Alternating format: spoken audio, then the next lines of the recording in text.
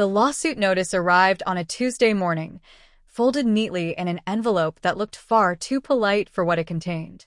According to the HOA president, I had committed a serious violation by digging a private well on my own land. She claimed it endangered the community, threatened shared resources, and violated HOA authority. Standing there with that paper in my hands, I already knew this wasn't really about water. It was about control, and she had finally decided to drag it into court. I live on the edge of a growing HOA development, on property that predates the neighborhood by decades. My land has always been self-sufficient. Septic, solar backups, and yes, a legally permitted well. Long before manicured lawns and matching mailboxes appeared nearby, water rights on my parcel were documented, surveyed, and approved by the county. When the HOA was built later, every buyer signed disclosures acknowledging nearby private wells. No secrets. No ambiguity. For years, no one cared. The well was quiet underground, invisible. Then she became HOA president. She had a habit of turning minor issues into public crusades. First it was fence heights, then generator noise, then private driveways she decided looked unregulated. Eventually her attention landed on my property. At meetings, she started using words like fairness and community standards, implying that self-sufficiency somehow threatened unity. When I explained, calmly, that water rights aren't governed by HOA bylaws, she smiled the same tight smile she always used before escalating. The first warning came as an email suggesting I pause well usage until the board could review it. I declined. The second was a fine for unauthorized infrastructure. I contested it with permits attached. The third was silence, which in hindsight should have worried me more than the threats. Silence meant she was planning something bigger. Then came the lawsuit. She claimed my well reduced water pressure across the neighborhood, despite the fact that the HOA wasn't connected to my system at all. She alleged environmental risk without evidence and authority she didn't possess. The filing was long, dramatic, and confident, written as if sheer volume could substitute for jurisdiction. It was obvious she expected me to panic, settle, or shut the well down to avoid legal costs. What she didn't understand was that I wasn't new to paperwork and I wasn't afraid of scrutiny. I'd already confirmed my permits were current. The well logs were updated. The inspections were passed. County records were clear. Federal regulations weren't even implicated. Her lawsuit wasn't strong. It was loud. Still, lawsuits have weight. Neighbors heard about it before I did. Rumors spread fast. Some people assumed I'd done something wrong simply because the HOA president said so. Others kept their distance, afraid of being pulled into conflict. That social pressure was part of her strategy. Isolation works when fear does. But fear only works if you don't know your position. As I read through her claims again, one line stood out. She argued that the HOA had ultimate authority over shared water infrastructure. That sentence was a mistake. A big one. Because while she was busy trying to control my well, she had overlooked something far more important.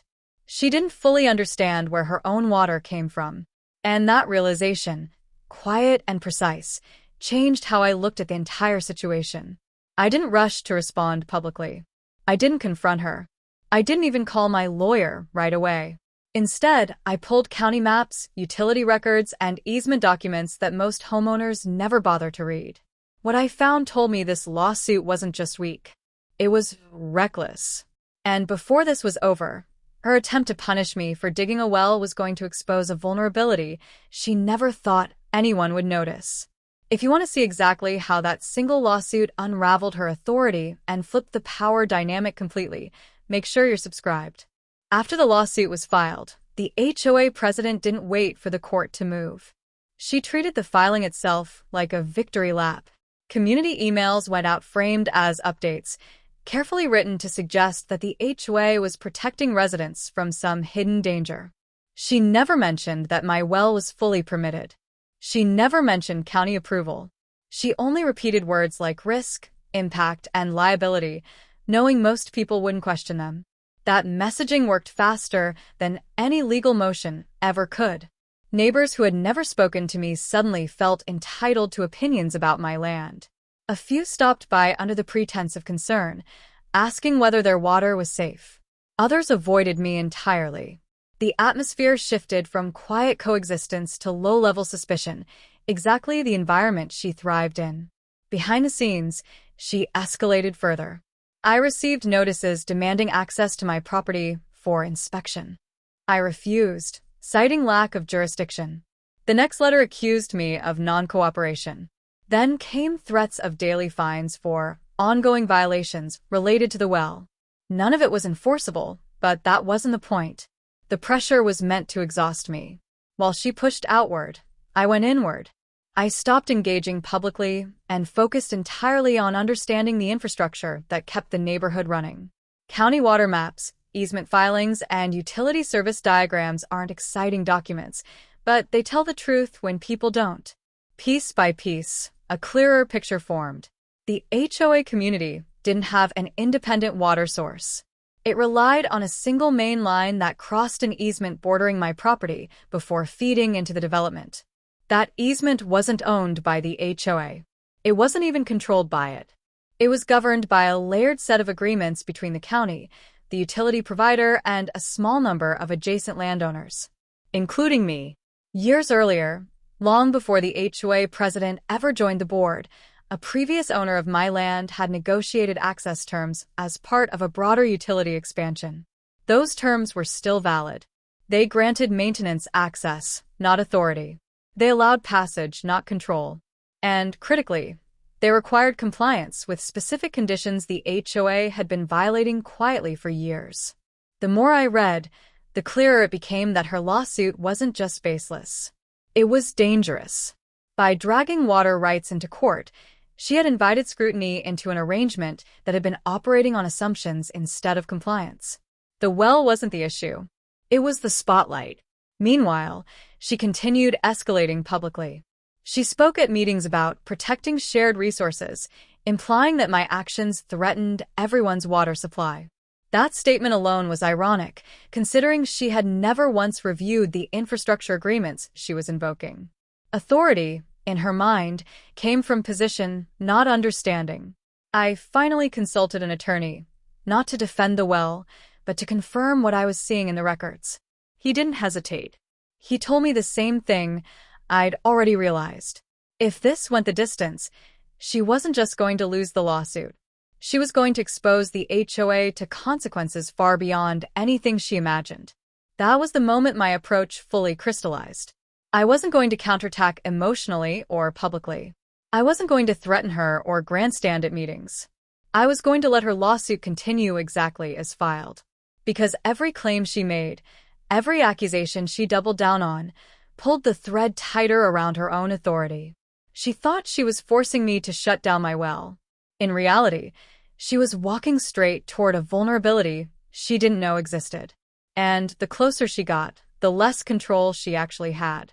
Once the lawsuit moved past the initial filings, the pressure ramped up in ways that had nothing to do with the courtroom.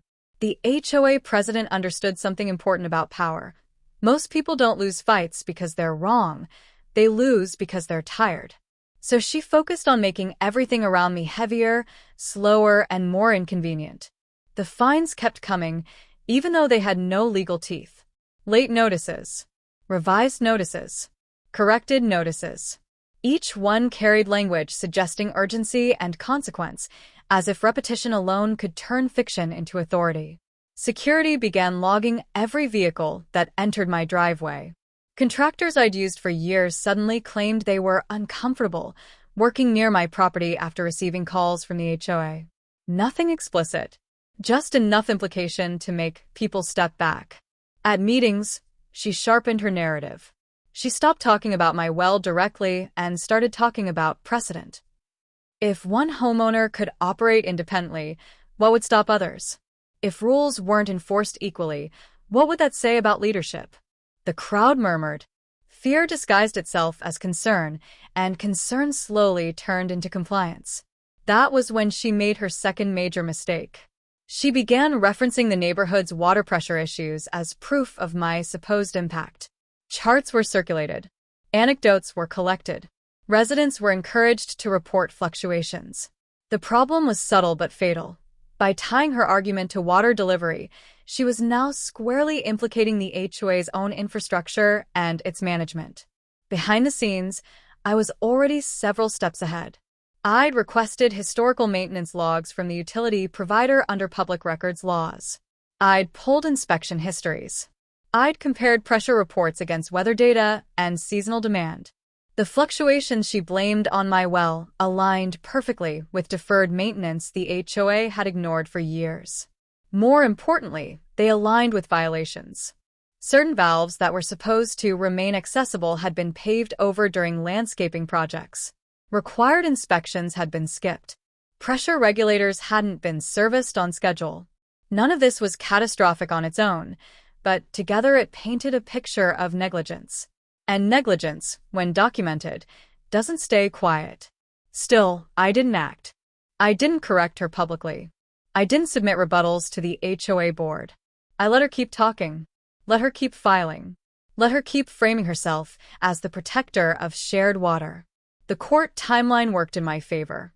Her legal team, relying entirely on the HOA's internal claims, requested discovery related to my well operations. I complied fully. Logs, permits, usage records, inspection reports.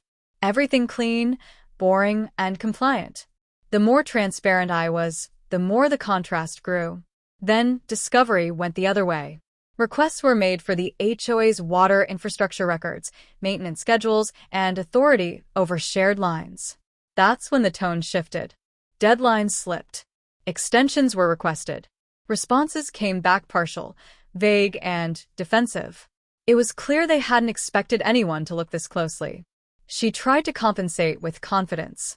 Another community update went out, assuring residents that the lawsuit was progressing favorably and that leadership had everything under control. But confidence doesn't stop paper trails, and it doesn't override contracts. Privately, I received my first indirect outreach.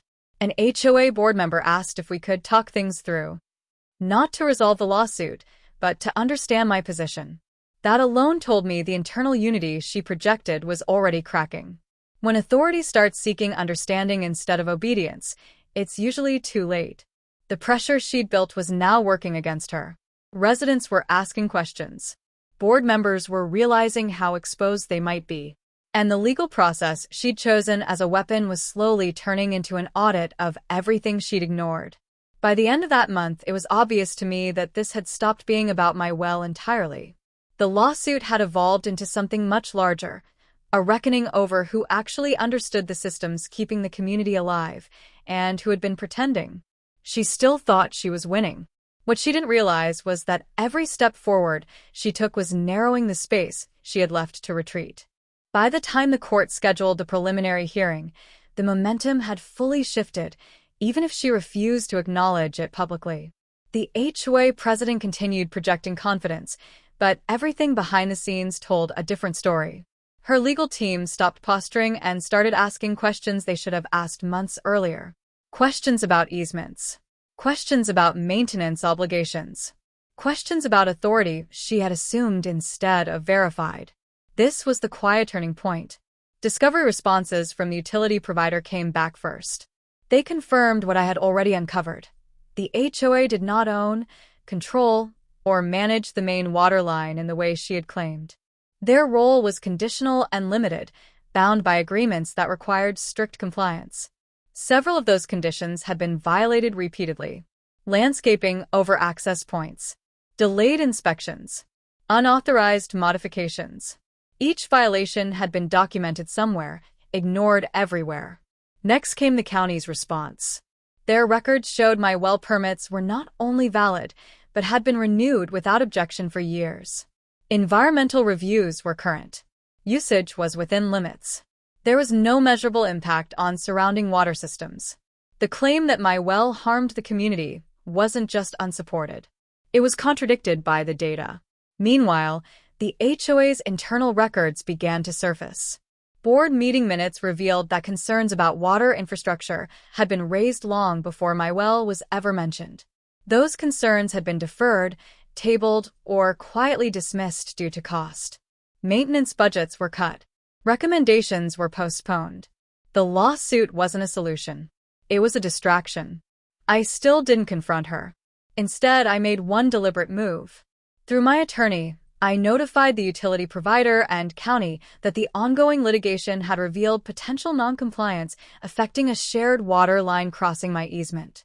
The language was neutral, factual, careful. I didn't accuse anyone. I simply asked for clarification on responsibilities and next steps. That request triggered inspections. Utility inspectors don't arrive with drama. They arrive with clipboards, cameras, and authority that doesn't care who sits on an HOA board. They flagged issues quickly. Access points that should have been exposed weren't. Records that should have existed didn't.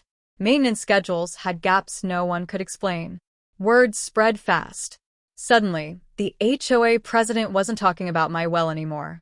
She was deflecting questions about insurance coverage, compliance timelines, and potential liability. Her tone shifted from aggressive to evasive. Emails became shorter. Meetings were postponed. Executive sessions multiplied. Then came the private request. Her attorney reached out, proposing a settlement. Not a mutual dismissal. Not a compromise. A quiet withdrawal of the lawsuit, with each party bearing their own costs. No apology. No admission. Just an attempt to make everything stop before it got worse. That offer told me everything. She knew the lawsuit was collapsing. She knew continued scrutiny would expose issues far beyond my property. And she knew that the easement I had every legal right to protect was now under active review.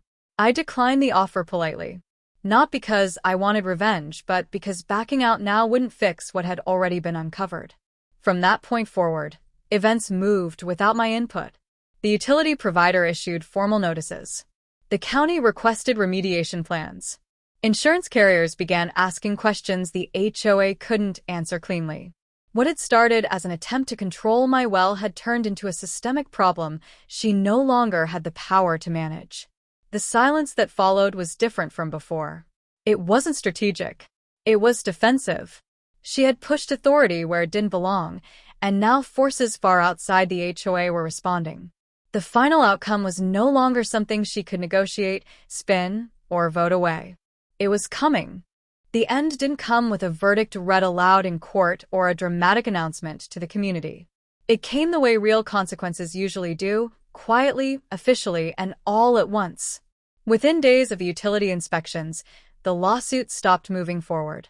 Deadlines passed without filings. Motions were quietly withdrawn. Then, without ceremony, the case was dismissed by the HOA. No explanation was given to residents. What did arrive instead were notices. One from the utility provider outlining mandatory remediation work on the main water line. Another from the county requiring compliance timelines and follow-up inspections. And the most damaging one of all, from the HOA's insurance carrier, informing the board that coverage would be reevaluated due to undisclosed risk exposure tied to infrastructure mismanagement. That single letter changed everything. Insurance companies don't argue. They don't posture. They don't care about neighborhood politics. They care about liability, and the moment they sense unmanaged risk, patience disappears. Premiums spike. Coverage narrows. In some cases, it vanishes entirely. The HOA board went into emergency mode overnight. An emergency meeting was called. Residents weren't invited. The agenda wasn't published. But word spread fast anyway. The lawsuit had triggered scrutiny that couldn't be undone, and the cost of ignoring it was suddenly very real. Special assessments were discussed. Reserve funds were questioned. Lawyers were brought in not to attack, but to triage. And at the center of it all was the HOA president. The woman who had sued me to assert control over my well was now being asked to explain why the HOA's water infrastructure had been allowed to drift into noncompliance. Why access points were paved over. Why inspections were skipped. Why assumptions were treated as authority. These weren't questions she could answer with confidence or charisma. Within a week, her name disappeared from HOA communications. A short message went out to residents stating that she had stepped down for personal reasons and that an interim board member would assume responsibilities immediately. No farewell, no acknowledgement of the lawsuit, no mention of the inspections. Just silence where certainty used to be. The remediation work began soon after. Landscaping was torn up to expose buried access points. Valves were replaced. Inspectors returned repeatedly. The HOA paid for all of it. Quietly. Expensively. Without protest. No one contacted me to celebrate. No one accused me of wrongdoing anymore. In fact, most people avoided the topic altogether. When power collapses quietly, people prefer not to examine the rubble too closely. A few weeks later, a new board member approached me privately. He thanked me for being measured and admitted that the previous leadership had ruled through pressure more than understanding. He said the lawsuit had been a wake-up call. That authority without knowledge isn't authority at all, it's liability. My well kept running the entire time. No restrictions. No pauses. No conditions. County records were updated to reflect confirmed compliance. The utility provider closed their review with formal acknowledgments attached to the easement file. The infrastructure crossing my land was now monitored, documented, and properly maintained for the first time in years. The irony wasn't lost on me. She had sued me to shut down my well, believing control came from position and force. Instead, she exposed a weakness that cost her everything: her influence, her credibility, and her role. By dragging water rights into the spotlight, she invited oversight that doesn't bend to intimidation or titles. I didn't shut off her water out of anger. I shut off her illusion of control by letting the truth flow exactly where it needed to go. Today, the community is quieter. Not because someone finally won, but because the systems beneath it are finally being respected. The balance has been restored to what it should have been all along. And the lesson is simple. If you try to weaponize authority you don't understand, the consequences won't be loud. They'll be permanent.